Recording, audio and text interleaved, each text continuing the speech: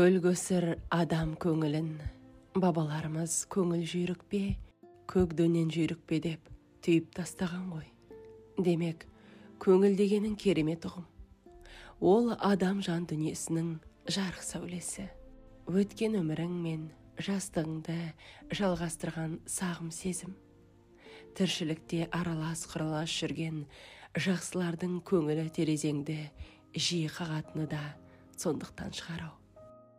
Ал асқартаудай әке, отбасымыздың тірегі, жүрегі болған жанымызға жақын жанның жарқын бейнесін еске алғанда сол көңіл құлазып, күреңітіп сала береді. Қимастық сезім жан дүниемізді алай-дүлей күйге түсіріп, асыл әкемізбен өткізген күндерге еріксіз бойлай береміз. Ойласақ әке өзіңді, қалады көңіл құлазып.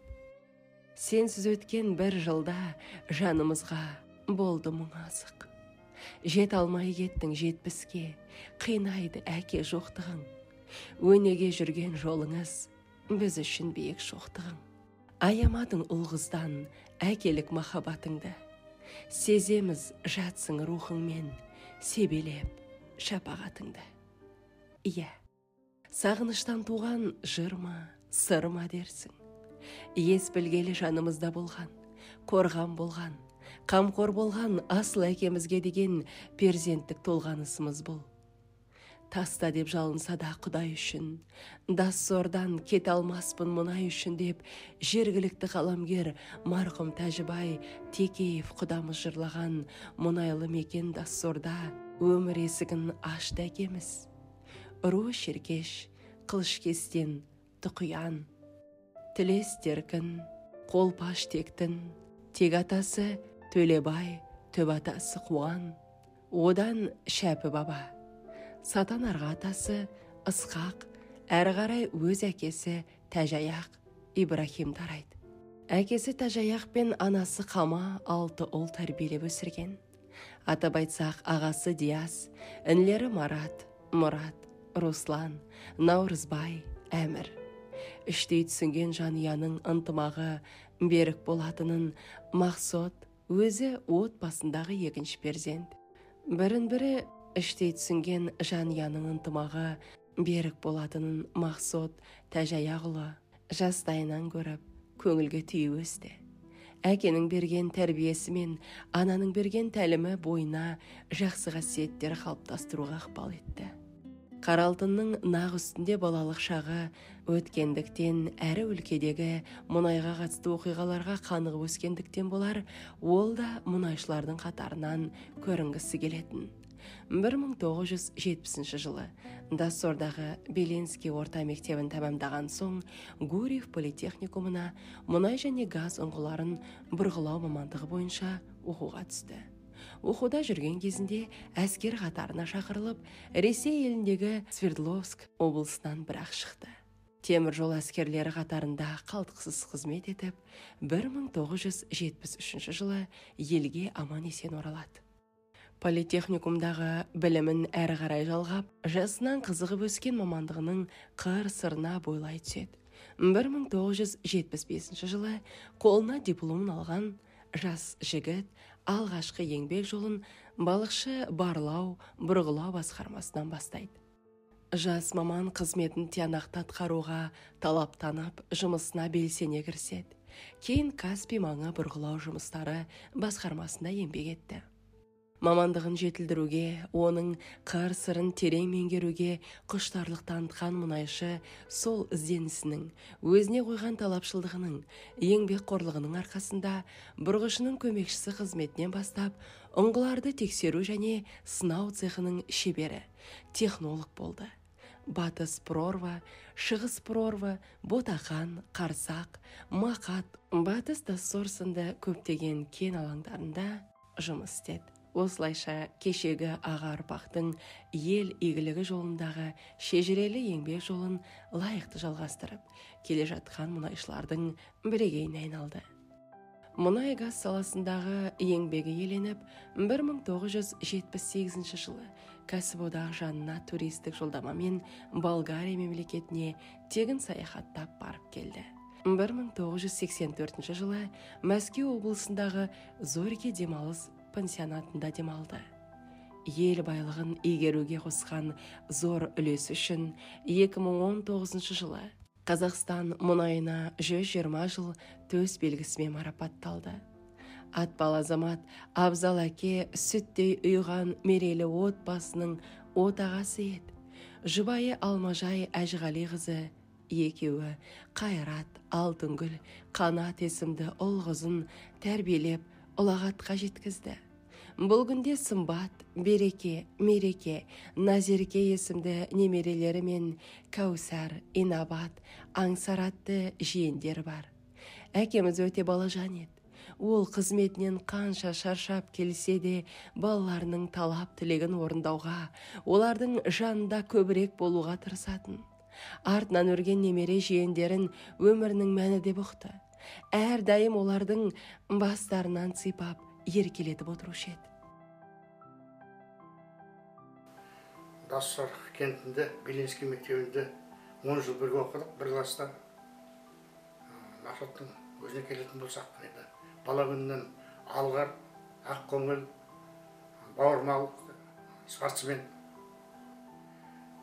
Айлесімде 8-ші класты бітірер кезде сабақтан қайтып келатып, жаңа третий учаскеде орыстар тұрды, немістер тұрды, солардың шарбақтарында бау-бақша өсіп жатады. Соған қызығамыз.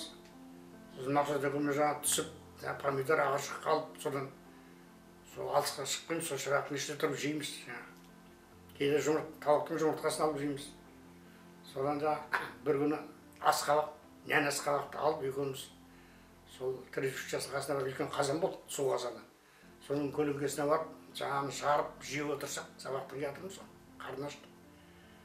Мен айтам, мынау шетті қауынға ұқсамайды, шемешкісі үлкен, өзі тәтті демесін деймін. Мақсат айтады, бұл әлі піскен жоқ, бұл қауынның жаңа түрі дейді. Жаңа түрі болса, екеуміз нән асқабақты жеп, бітіріп жатқанда марқұм Қамапа Мақсаттың басы келіп қалды үстімізге. Күні кешеге дейін немерелерін көрді, жиендерін көрді. Енді соңғы кезде бір күндерінің соңғы мезгілінде осы бір себеппенен Астанадан Самат деген жолдасымыз келді, Ақтаудан Ғазиз деген жолдасымыз келді. Солар бір кіріп шығайықшы деп сол бардық Мақсатқа, мәз болды бізді көріп, қуанып, келіншектермен келді, әрине олар. Бір отырыс, жақсы отырыс болды. Әңгіме айттық, еске түсірдік өткен кеткенді. Соған мәз болып. Енді жатқан жері жайлы болсын, иман байлығын берсін, жаны жанатта болсын, артында ұрпақтарын желеп жатсын. Мақсат Тәжаяғұлы талапшыл, бір сөзді. Азамат болғанымен, балаларына ағайын туысқа келгенде жүрегі жылы, жұмсақ жан. Қолындағы барын жақындарына беруге даяр. Мұқтаждарға келгенде көмегін еш аямайтын кең пейіл тұғын. Өзінде болмаса да өзгелерге болсын деп тұратын дархандығы кең жазира даладай еді-ау. Туыстарының қуаныштары мен қиыншылықтары әкемізсіз өтпейтін еді. Соның бәріне уақыт тауып, көмегін көрсетуден сырт қалмайтын. Әкеміз Мақсат спортты жақсы көрді. Футбол ойнағанды жаны қалайтын. Жүгіргенде алдына жан салмайтын жел аяқ еді. Мектеп қабырғасында жүргеннен ақ түрлі спорттық жарыстарға қатысып, көзге түсті. 1967 жылы жеңіл атлетикадан мектеп оқушылары арасындағы спартакиадада 1500 метр, 3000 метр қашықтыққа жүгіруден аудан чемпион атанды. Сондай-ақ биді де жақсы білейтін. Одан бөлек карт ойынының шебері еді. Көпшіл ортада өзін көңілді ұстайтын жайдар жан еді. Ол көзі тірісінде өн бойына бар жақсыны жинаған. Өз ортасына сыйлы азамат болды. Одан өмірдің ерке шуағы әрқашан есіп тұратын. Мақсат кездескенде бетінен күлкі кетпейді. Мына жігіттің үш жұрты болады дейді ғой. Өз жұрты, нағаш жұрты, қайын жұрты. Мәкең сол үш жұртына да өте қадірменді, сыйлы адам болып деп санаймын мен. Енді өз жұрт Екібастан оны аға ретінде, інілер ретінде өте көп. Сол семьяның үлкен мәселелерінің ортасында, сол Мәкеңнің даусы да белсенді болды деп есептеймін мен енді. Нағашы жұрт енді Екібастан әрдайым да барғанда тек бәрі де Мақсұтты сұрап отырады. Мақсұт енді нағашылардың аузынан тастамайды. Енді бала кезінде Мәкең өте спортқа да жақын болды. Жаңағы жүгірістен, футболдан, мектептен біріншіліктеріне атсалысып, одан кейін өсе келе енді мына көңілі басқа мына біздің ұлттық ойындарға ауысып кетті. Мына Дасордың Гарвард құрама командасының белсенді мүшесі болды. Бірде-бір Гарвардың сайыстары Мәкеңнің қатысусыз өтпейтін еді. Оны енді мына Дасордың халқы жақсы біледі ғой. Әрдайым да соның бәрін ұйымдастырып, ортасында жүретін еді Мәкең. Мәке, мәңгі есімізде жүре бересің. Артында қалған бала шағаңызды елеп жүріп жата беріңіздер. Көргенде күлімсіреп, бауырына тартып, әкелік мейірімін ақ нұрға орап жеткізетін оның жарқын жүзін енді көре алмайтынымыз қандай өкінішті. 2021 жылы 1 қыркүйекте жаны жайсаң азамат 68 жасында өмірден озды. Адами болмысы мен кісілік қабілетін көпшілікке танытқан Мақсұт Тәжаяқұлының есімі, еңбегі әрдайым ұрпақ жадынан өшпейді. Елге лайықты қызмет етіп, ұрпағын өсіріп, баршаға мейірлі шуағын шашқан тұлға ретінде ел жұртының жүрегінде мәңгі сақталар анық. Жаныңыз жұмақтың төрінде шалқысын, әке.